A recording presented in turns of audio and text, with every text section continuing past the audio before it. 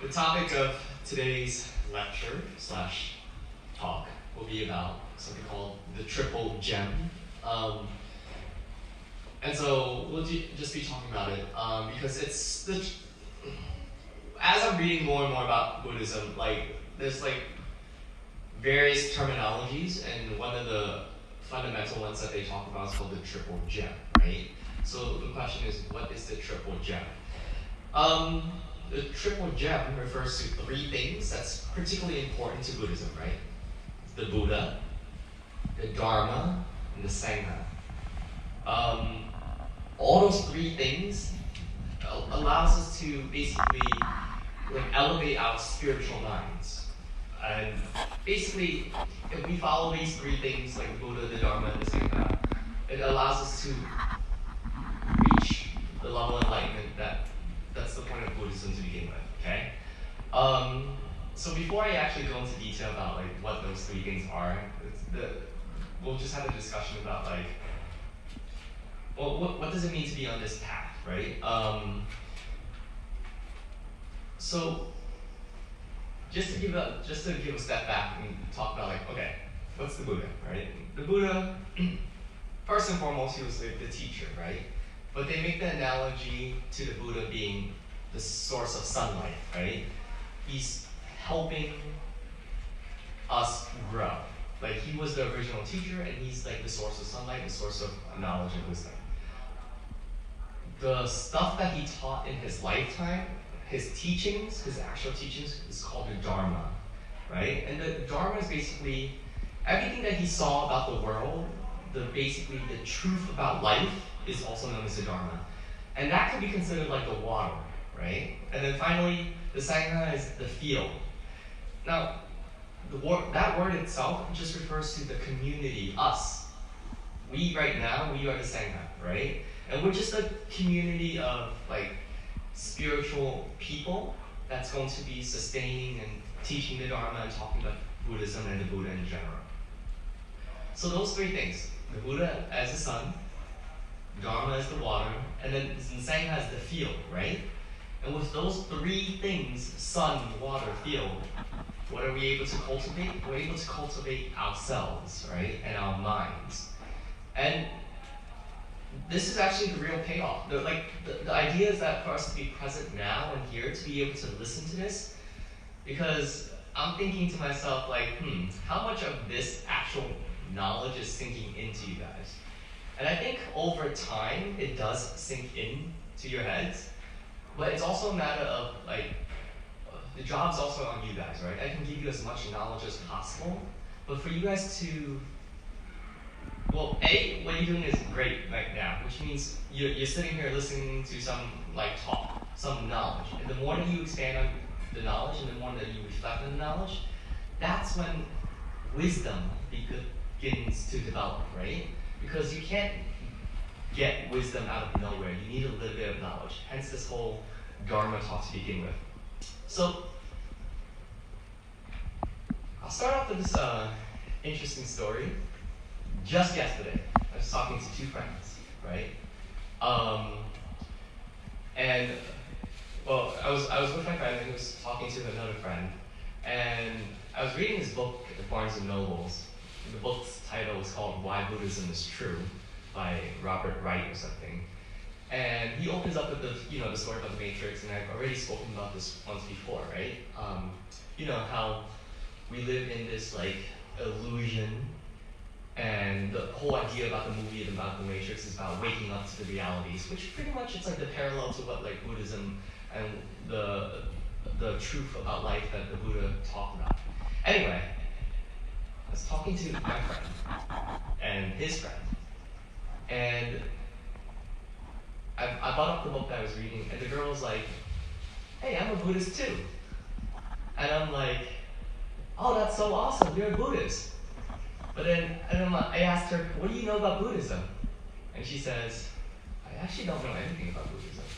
And I'm like, "So, are you really a Buddhist, or do you just honor Buddhism because that's what your parents tell you, right?" And you guys have to reflect on yourselves. Are you guys really a Buddhist? Or do you guys just honor Buddhism, right?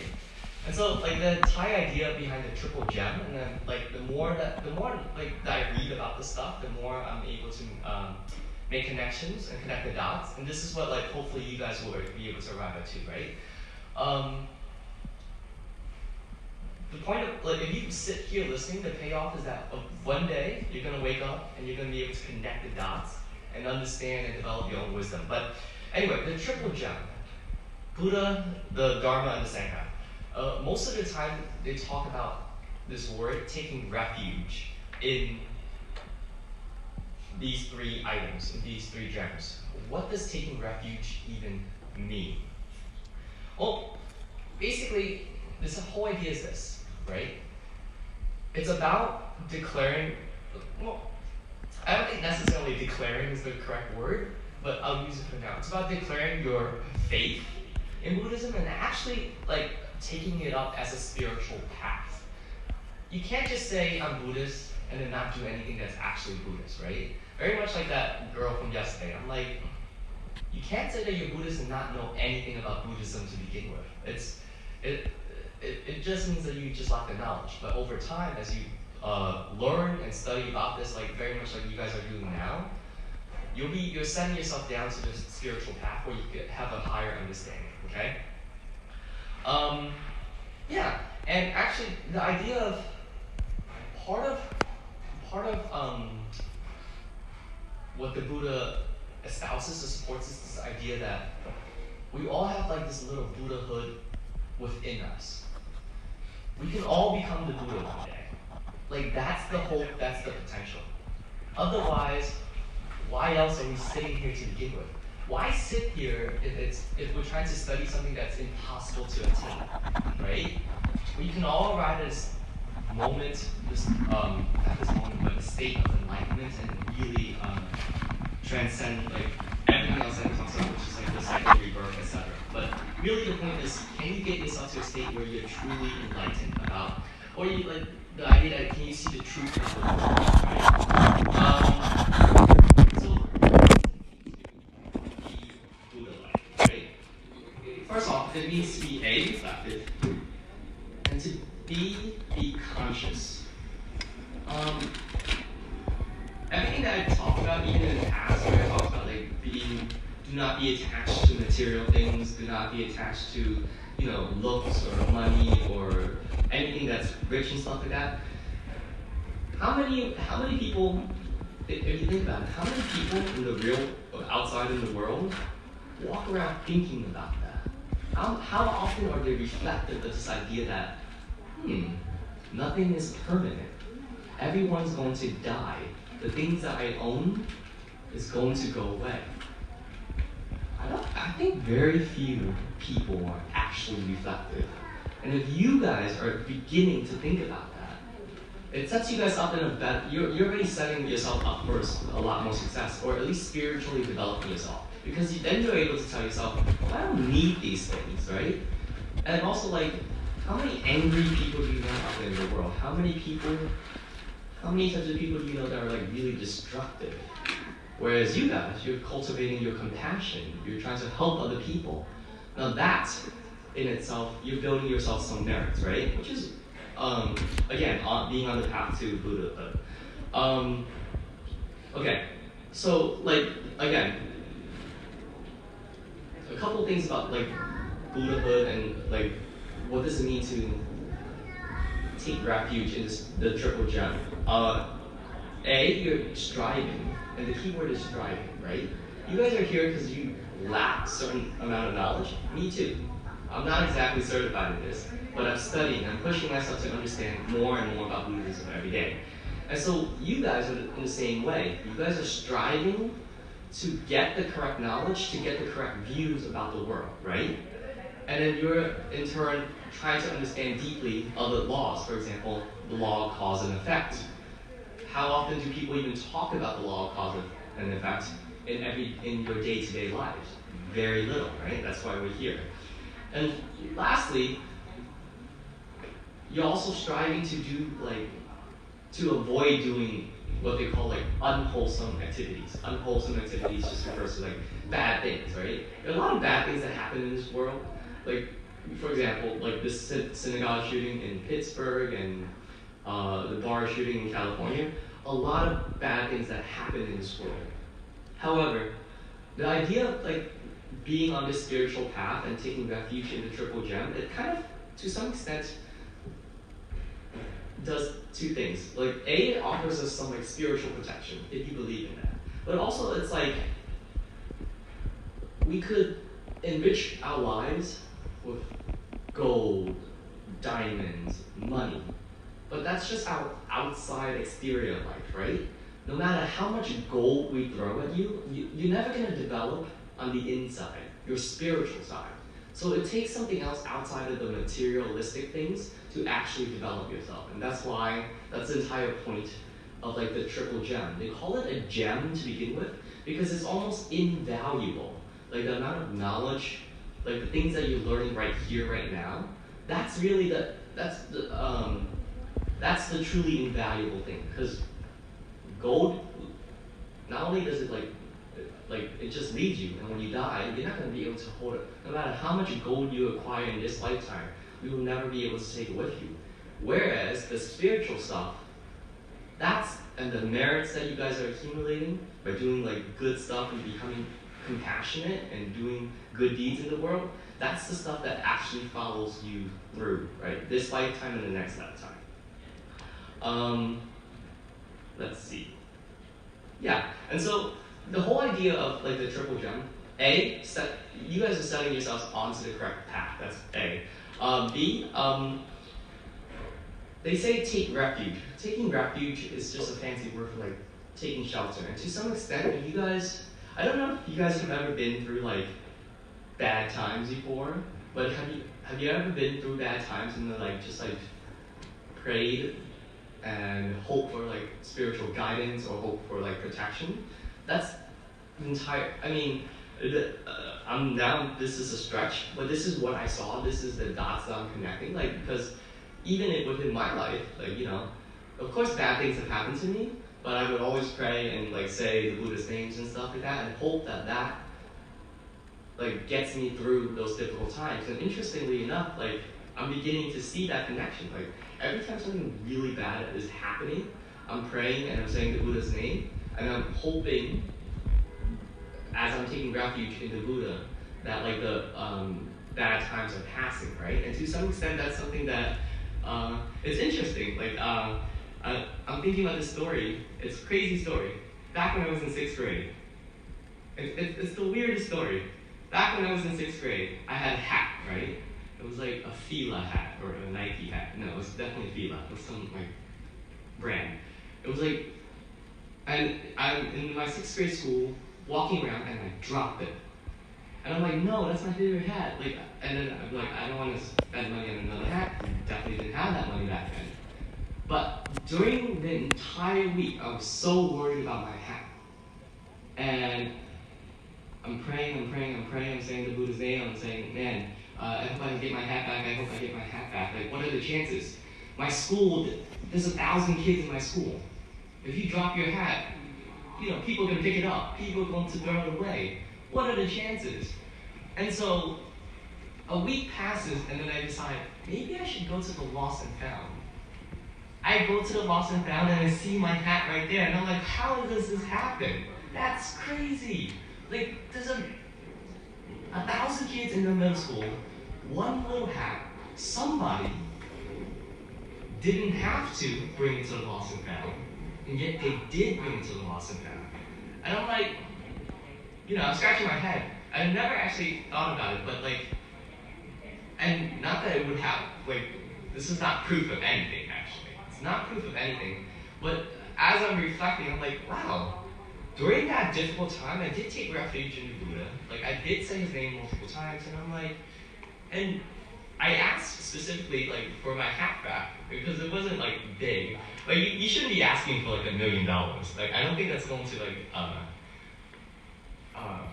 manifest itself, right? That's not what you would do. But it's like, if you need shelter or protection, like, setting yourself down this path is, to some extent, like, the idea. So, very quickly, just going into what is the three. I've already spoken earlier, like the triple gems, the Buddha, the Dharma, and the Sangha. I just want to go into a little bit of detail about what that is. And I wanted to what extent you guys know what the Buddha is, right? We have the statue here, and you guys know that's the Buddha. But the Buddha is a Sanskrit term, right? And it refers to the person, and there's just not one Buddha, there's multiple Buddhas out. But it refers to the person who's like awakened, like the awakened being who realizes the truth about the universe, and then is able to like teach that truth to other people, to help liberate other people from like basically this like cycle that we go through, okay? So that's what the Buddha really is. This Buddha has a very specific name. In English, it's like, well, I don't want to butcher it in English, but he has also a very specific name because he was the original founder of Buddhism, and he like was the first person to become enlightened. But like other people or other Buddhas have come after him who have reached that state of enlightenment. So that is to say, like you guys all have that capacity and potential to reach that state of enlightenment as well. Okay, the Dharma. It's also a Sanskrit term that it means the rules and its observance, right? And so, like, it's basically the Dharma is everything that the Buddha taught. And all the truths that he saw is exactly what the Buddha taught. And the point of like Dharma talks to begin with is to explain to you guys what were the insights that the Buddha had to begin with, okay? And it's like all the rules that leads to that path towards enlightenment. And it's interesting because think about doctors, lawyers, engineers. You don't just wake up one day and become a doctor. You don't wake up one day and become an engineer. You have to go through schooling. You have to go through college. You have to follow a specific path. And ultimately, that's what the Dharma is. It's just a pathway that the Buddha figured out. And he's like saying, hey, if you follow this path, you'll gain some knowledge, and you'll gain some wisdom. And through that wisdom and knowledge, you'll be able to reach the state of enlightenment, okay? Finally, the Sangha. That's us. We are, right now, the Sangha, right? I'm part of it, you guys are part of it. It's a Sanskrit term that says harmonious community. And it's basically the members who practice the Dharma and live together in harmony, right? And basically, this community has basically two goals. One, to spread the Dharma, as to some extent I'm doing now. And then two, to liberate the sentient beings, which is you guys, right?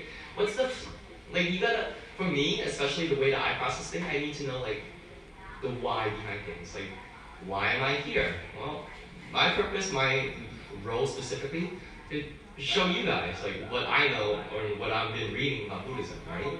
What's your purpose here? To continue this community, right? Why else would we have like an English type of like lecture in a Vietnamese temple? So that we can actually continue this community and continue to help you guys like walk this path towards like spiritual enlightenment, okay? Other things. Yes, okay. So like there's a couple of analogies about like what this triple gem is if you guys aren't like registering it right now yet. It could be one of it is, so the Buddha, the Dharma, and the Sangha, that could be interpreted as the founder, the truth, and the mentor, right? The Buddha was the founder, the Dharma is his truth, and the Sangha, this community, is your mentor, right? So in order for you to access the truth, you need mentors. Like, for example, what's the role of a teacher in a classroom? Like, the children have some knowledge, and take math class, for example, right? Whatever math you're learning, to some extent you can learn it independently, but to some extent you can't. You need a teacher there, you need a mentor to help you out. And the community, hopefully, is your mentor as well. The other analogy, if you guys don't understand, would be the doctor, the medicine, and the nurse. the Buddha was the original doctor. He diagnosed this idea that we are all in a state of suffering, right? He prescribes, for example, the Four Noble Truths, the Eightfold Path. This is considered the medicine, right?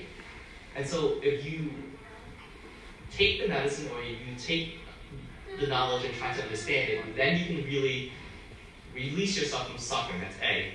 But B, this community is the nurse. I don't have all the knowledge in the world. I mean, the monk here has a lot of knowledge about it, but the point is that we are helping each other get better, right? We're trying to elevate ourselves every day so we can go up higher. Finally, last thing is, what's the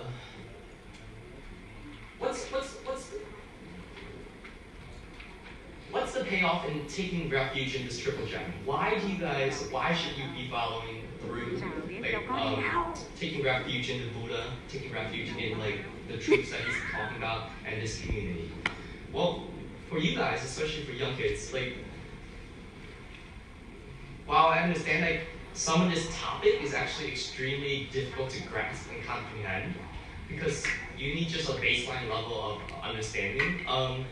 There are other things that there are other key takeaways that you can take from just having this conversation, being conscious and listening, right?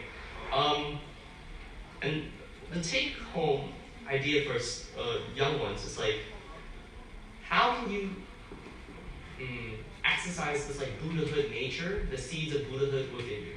And some of the advice is for you guys to be generous and joyful in giving to others, to be thankful and gracious towards the world, right?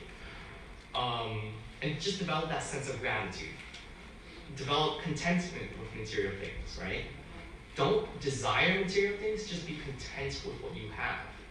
And then finally, just cultivating industry or hard work ethics, right? And then be thrifty with your habits, right? All those little things like being compassionate to others, being nice, being joyful and giving back, being grateful, etc. Those are going to ultimately cultivate your compassion and your merits. And it's two things. You have knowledge on the one hand, which ultimately you develop your base of knowledge and you reflect upon it, you develop wisdom. And on the other hand, if you learn to be compassionate and grateful and helpful to others, you develop, you acquire merits, but which is helpful in this idea of karma, because law of cause and effect. But ultimately, you have the picture of enlightenment in the center, but to get to enlightenment, you need to walk two paths, right? You need to walk a path of compassion and doing compassionate deeds. And on the other hand, you need to develop knowledge and wisdom. And those two pathways get you ultimately to enlightenment, right? And this is why we are here. So, that is the end of my lecture. Does anybody else have any questions? Okay, thank you.